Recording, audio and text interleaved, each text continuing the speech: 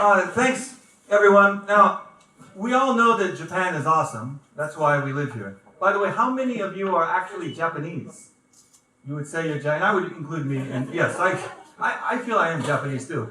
And as you know, every culture has a special connection to nature, but I think Japan, and they will tell you this, has a history, and I think a very special connection to nature. And we can see this in the Zen arts, for example, in Sado, in Ikebana, in Sumie. But as you know, there's always a but. Japan is also home to some of the worst presentations you will ever see. Has anyone here ever seen a bad presentation with PowerPoint? Interesting, not today. It's amazing. I mean, just think about it. In business and academia, especially professors, and I am one, so there. How many educators do we have in the audience? So a lot, right? So I know we've seen a lot of bad presentations at conferences. So this is the way it usually goes. I used to work for Sumitomo, so very, very big kind of company, and that led to this. This is a very, very common kind of experience. This was a presentation I attended. I won't say where, so I kind of fogged it out. This is rather typical in Japan. And I kind of, with my iPhone, I took this picture here secretly. This was after 10 minutes. And when it was over, we did an hour of this. And then afterwards, everyone said, oh, that was very interesting. No, it wasn't. But this is very normal. So no one thinks there's anything wrong with it. It was very, very normal.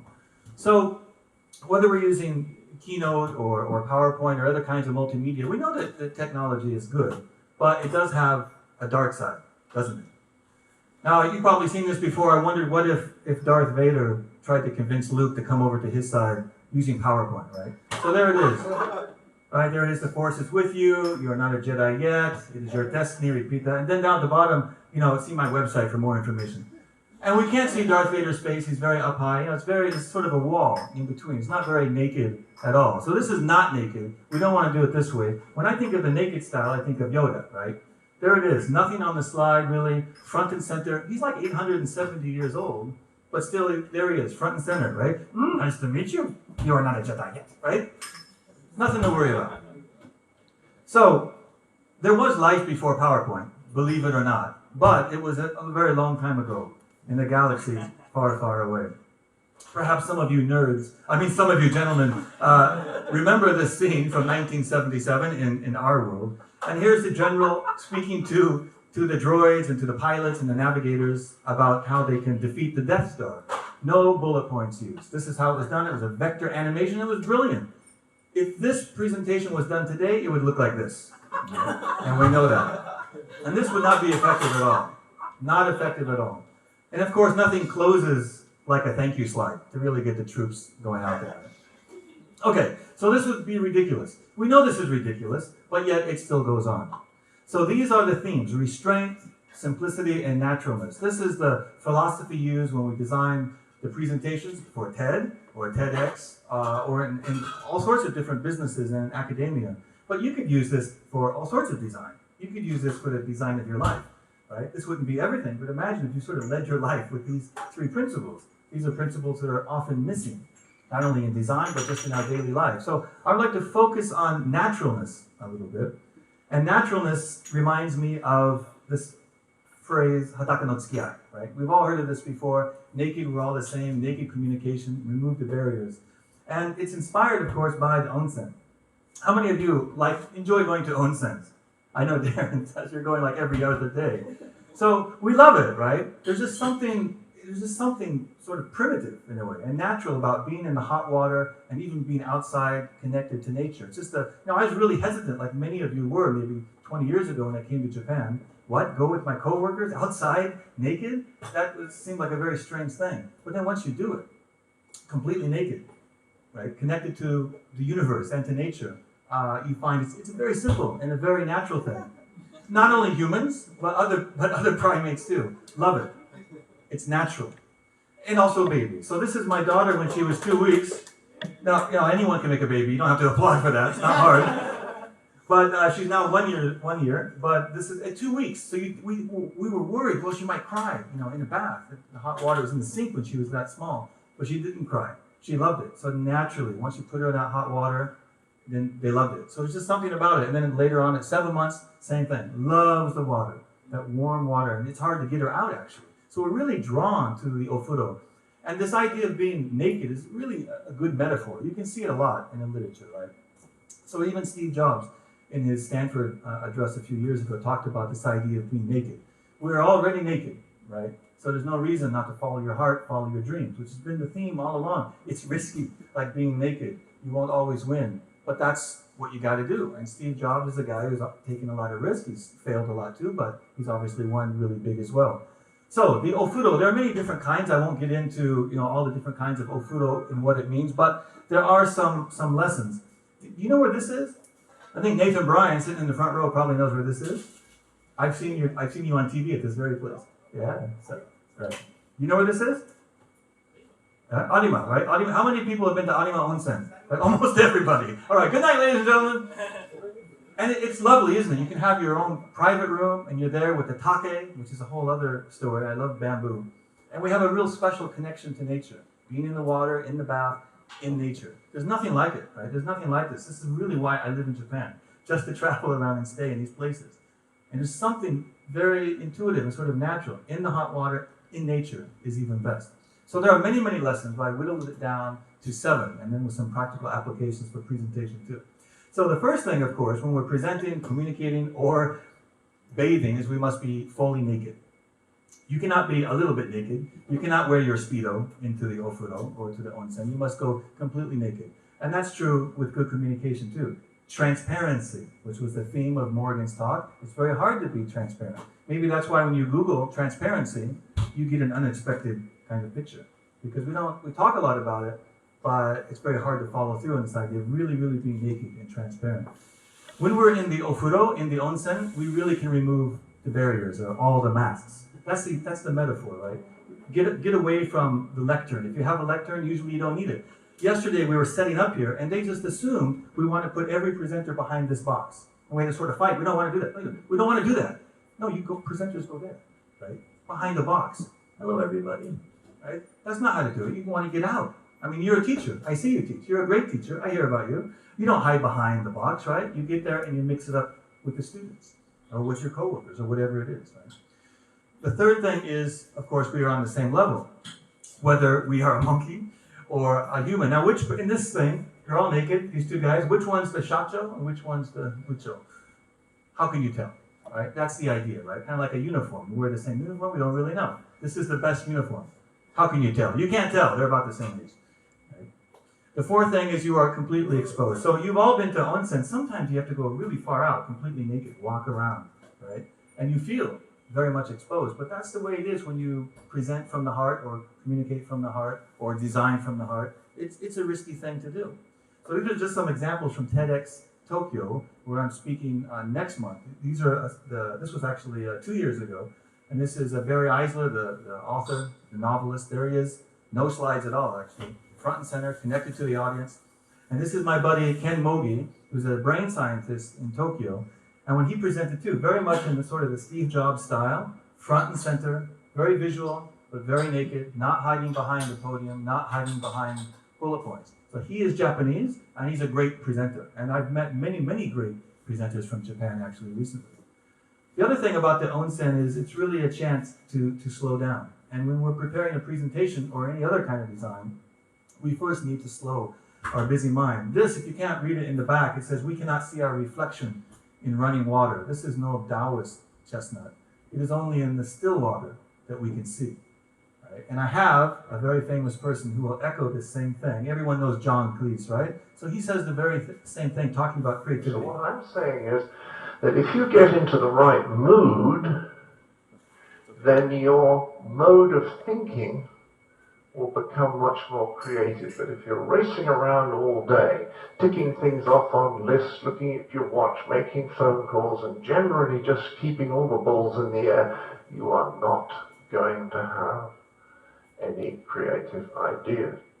But that's really a problem these days, isn't it? We're all so busy. We all have our laptops open. But as he says, we don't know where great ideas come from, but we do know that they don't come from the laptop.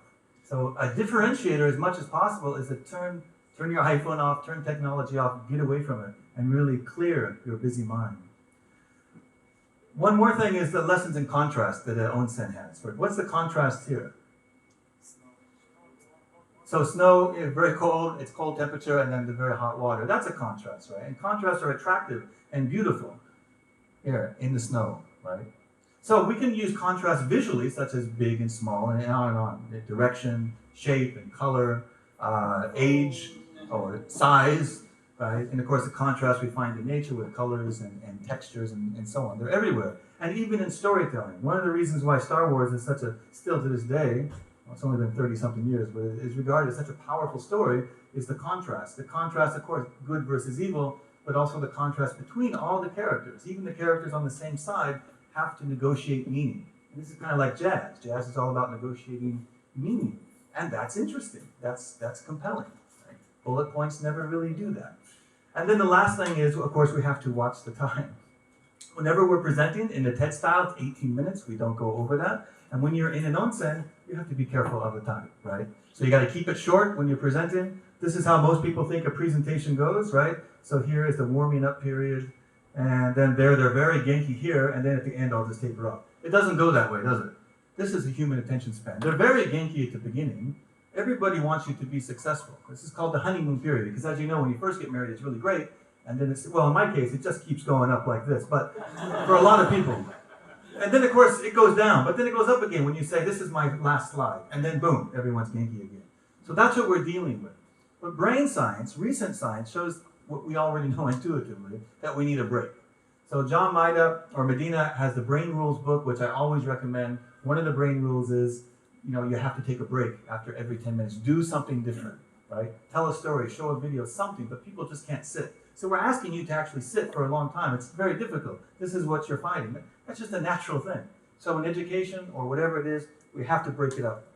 We have to put variety in it. Now, in the time that I have left, I did a project. It's a book project. We're not allowed to, you know, sell our stuff. So I did a book, and I came up with 10 P's. What you need in a good presentation. What are some P's? And I'll give you one. One is preparation. But beyond that, and not really on design, we're talking about delivery. What are some P's? Words that begin with P. And I was in Milano in December. I asked the same question to about 300 people, and some guy yelled out, "Porno!" Right? And I was shocked because Nathan wasn't even in the building. So anyway, what? Passion. Passion. Planning. Planning. Pronunciation. You guys in the back, because you got to earn your money. In the back. P words. Perspective. Photos. Okay. Participation. Perversion. Get out right now. I expect that in Osaka. Okay, let me show you what I came up with really quick. Cameraman, I can't see that. Okay, so these are the 10 that I came up with. It's actually 11, but if you saw Spinal Tap, you know why it's 11. So punch, presence, projection, passion, proximity, play, pace, participation, and power. I don't have time even to go through, and persistence in learning more and improving yourself. So in the 4 minutes that I have, I just want to talk about preparation. One thing, and that is that we are all natural storytellers. Even with technology, we can be good at telling stories, especially good people. But we have to focus on the story. Now you might think that I'm just crazy talking about stories. But if you would believe the Harvard Business Review, they say the same thing in business, right? They say forget about PowerPoint and statistics. If you really want to engage people, you need to tell story. Now, that's what branding was. That's why I was shocked when the band people, what is your brand? You know, what is your story? And right now, in one word. They couldn't do that. Embarrassing. I hope they had lots of deodorant on.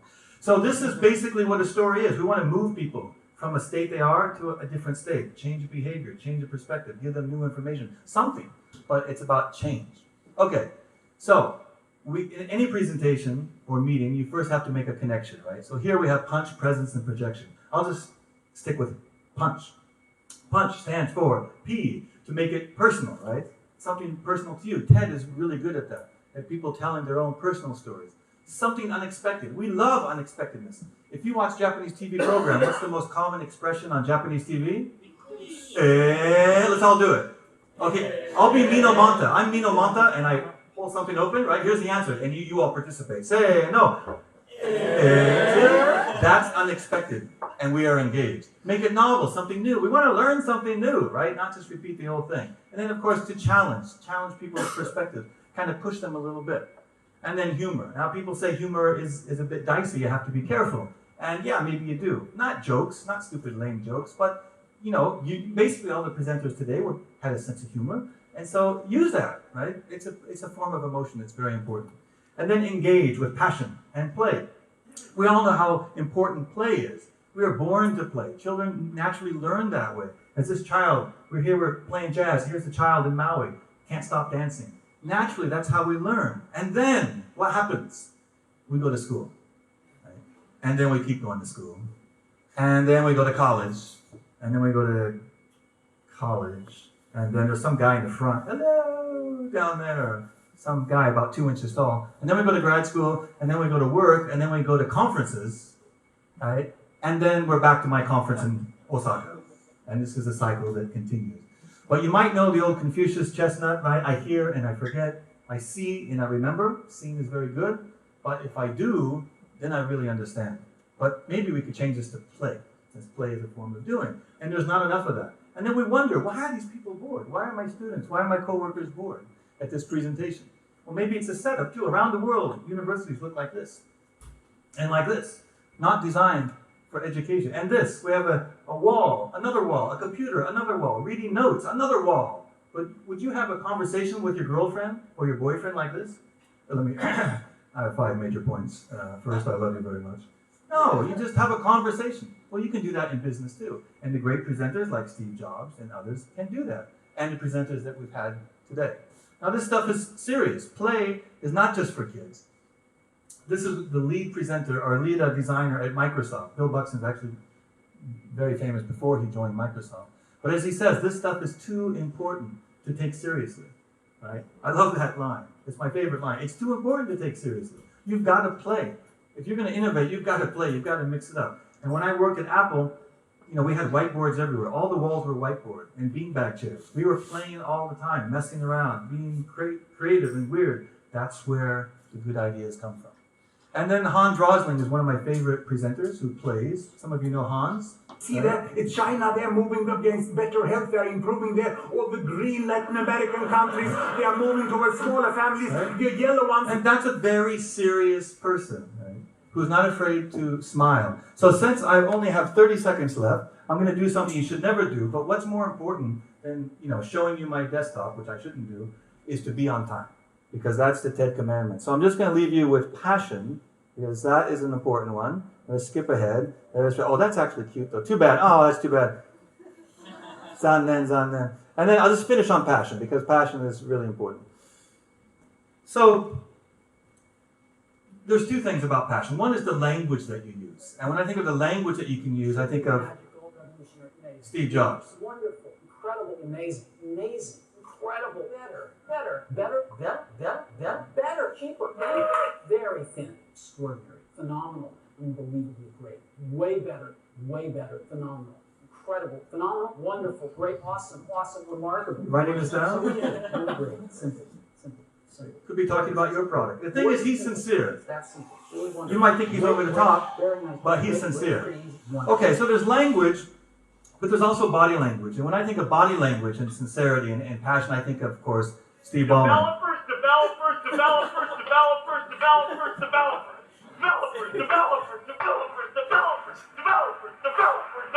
CEO, Microsoft. Yeah. And you can tell he's a passionate man. He has a lot of passion. That's the passion zone right there. So thank you very much. You've been a great audience. Enjoy TEDx. Thank you very much for coming. Good night.